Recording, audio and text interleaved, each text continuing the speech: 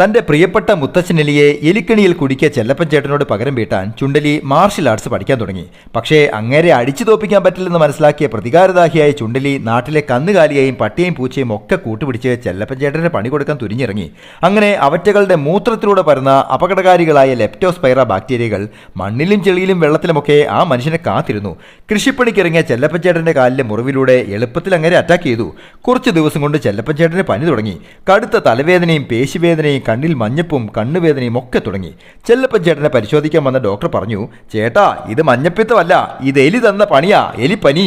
കട്ടിലിന്റെ ചോട്ടിൽ വന്നിരുന്ന ചുണ്ടലി ഉറക്കെ അട്ടഹസിച്ചു, എടോ ചെല്ലപ്പാ, നീ ഇനി ഇല്ലപ്പാ. എന്നാൽ ഡോക്ടർ എഴുതി കൊടുത്ത ഡോക്സിസൈക്ലിൻ മരുന്ന് കഴിച്ച് ആരോഗ്യം വീണ്ടെടുത്ത ചെല്ലപ്പച്ചേട്ടൻ വീട്ടുകാരോടായി പറഞ്ഞു, ദേഹത്ത് മുറിവുകളുണ്ടെങ്കിൽ പുറത്തെ വെള്ളത്തിലിറങ്ങാനോ നീന്താനോ ഒന്നും പോകലേ മക്കളെ. കണ്ണിലും മൂക്കിലും വായിലുമൊക്കെ മലിനജലം കയറിയാലും പണിയാണേ. വർഷങ്ങൾ കുറെ കഴിഞ്ഞെങ്കിലും ചുണ്ടലിയും കൂട്ടുകാരും മനുഷ്യനെ തീർക്കാൻ പറമ്പിലും പാടത്തിലും ഒക്കെ മൂത്രം ഒഴിച്ചുകൊണ്ടിരുന്നു. എലിപ്പണി കിട്ടി, എലിപ്പനി ആകല്ലേ, സൂക്ഷിച്ചോ.